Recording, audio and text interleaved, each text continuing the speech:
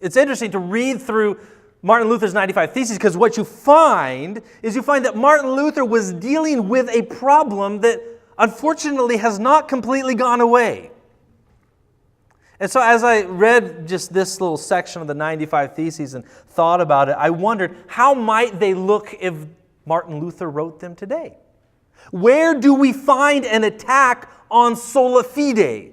Where do we find an attack on true biblical faith and salvation by that faith? That's why I rewrote them. And this is what I think that they would probably look like if Martin Luther wrote them today.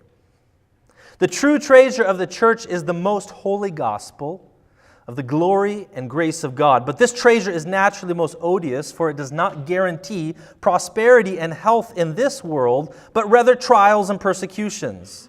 On the other hand, the treasure of word of faith teaching is naturally most acceptable, for it promises the poor in this world great riches.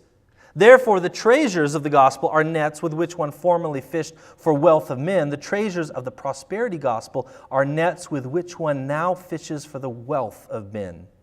Prosperity and wealth, which the word of faith teachers acclaim as the greatest graces, are actually understood to be such only in as far as they line the pockets of those who preach such things. They are nevertheless, in truth, the most insignificant graces when compared with the grace of God and the piety of the cross.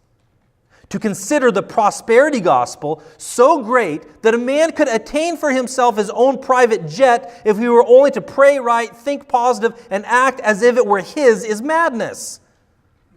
We say that word of faith theology comes neither from God's word, nor is it true gospel.